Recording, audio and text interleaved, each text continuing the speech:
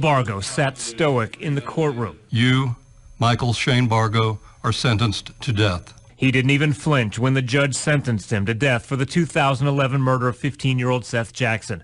Investigators say Bargo and 4 others lured Jackson to a home, beat him, shot him to death, burned and dismembered his body, then dumped the remains, all because of a dispute over a girl.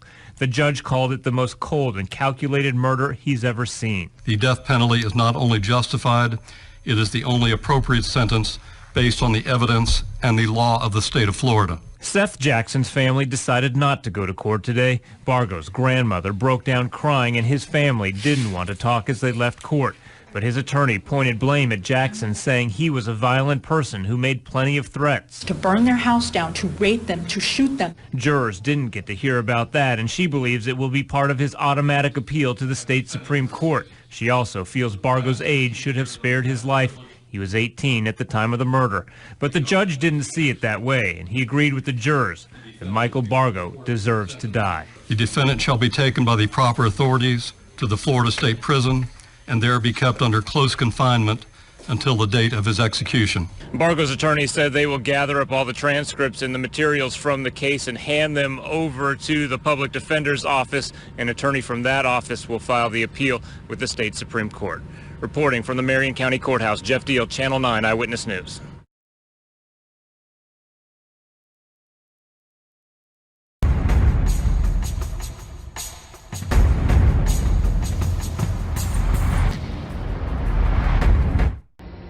And Mike, Austin Myers had another shot today. He asked the judge to spare his life. Last week, a Warren County jury recommended death for the 19-year-old. But at the official sentencing this afternoon, Judge Oda heard from Myers as well as Justin Back's family.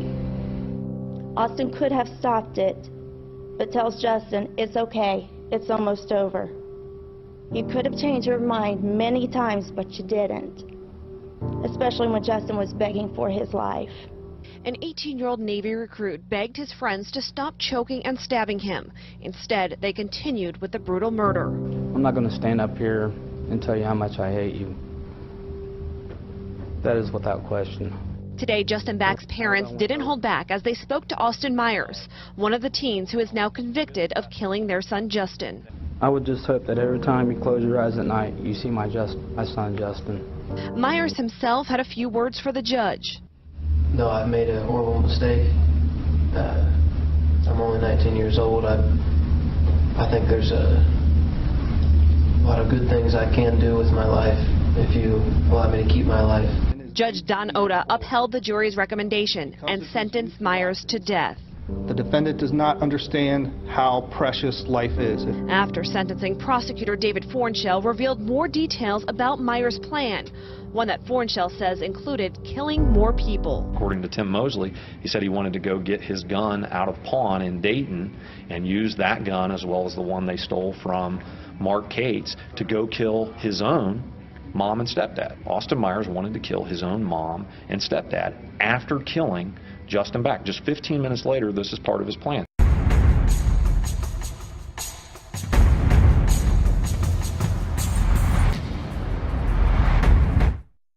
Breaking news here, Steve, on MSNBC. Dylann Roof will get the death penalty. That is what these 12 jurors have unanimously decided today. Dylann Roof will get the death penalty for 18 of these 33 federal charges that he was convicted on just last month. Dylann Storm Roof, 22 years old, now becomes the first person in America to be given the death penalty in federal court for a hate crime, Steve. This marks the end of a very emotional, difficult, and historic trial here in Charleston, South Carolina.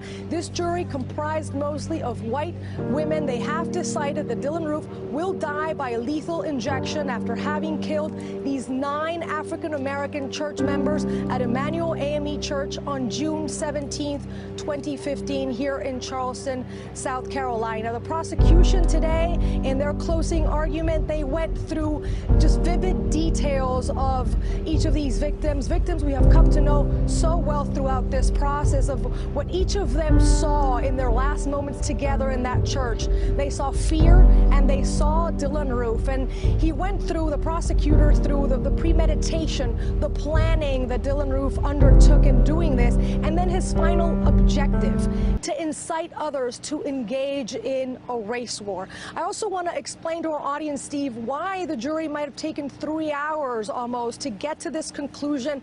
They had to go through what is called a verdict form, and that is a similar process than the one that was undertaken during the Boston Marathon bomber trial, during the Tsarnaev trial.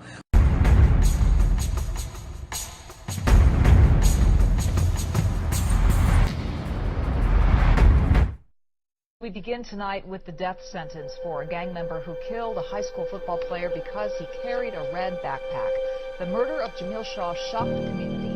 Eyewitness News reporter Miriam Hernandez is live in downtown LA with the family's reaction to the judge's decision. Miriam? From the night of the crime to the sentencing of the killer, it has been a 4-year ordeal for the Shaw family. Today was the wrenching finale. Already convicted of murder, Pedro Espinosa today heard directly from the family of Jamil Shaw II, the 17-year-old he gunned down. The days when I was growing up, it was basically you use your fists. You don't just go and kill somebody cold blood. It's the coward's way out. Jamil was a football standout who Espinosa shot thinking Jamil was a rival gang member. Before the judge pronounced the death penalty, the Shaw family told of their pain.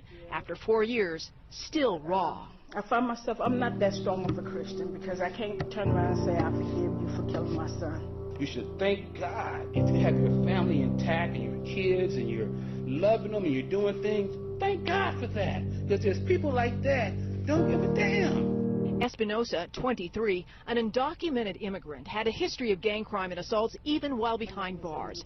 He shot Jamil Shaw a day after he had been released from jail. Today, in a last-ditch effort to avoid sentencing, Espinosa demanded a new trial, telling the judge his attorney was incompetent.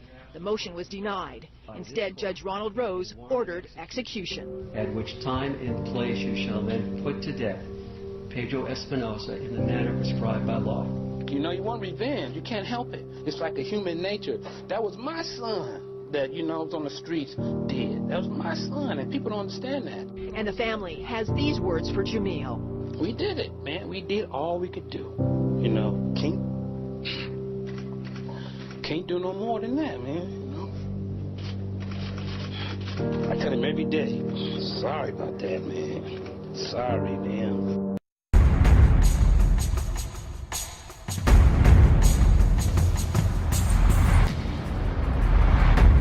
CR 0333 State of Texas versus Travis James Mullis. Special issue number 1, answer, we the jury unanimously find from the evidence beyond a reasonable doubt that the answer to special issue number 1 is yes. Signed by the foreperson of the jury. Special issue number 2, we the jury unanimously find that the answer to special issue number 2 is valid. Signed by the foreperson of the jury. Will the jury return and open court the above answers to the special issues submitted to us, and the same is our verdict in this case, signed by the foreperson of the grand jury. Does either side desire to have the jury polled as to their answers to these special issues? We do not.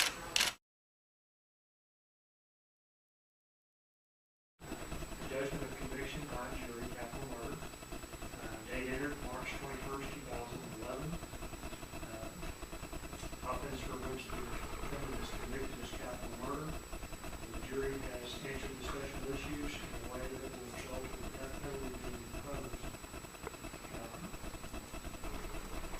Mr. Mullis is present with his attorney. And I'll ask the question of you at this time, Mr. Mullis. Do you know the legal reason why this judgment should not be signed and carried out this time? That is the order of the court to remand in custody of the sheriff to complete the sentence.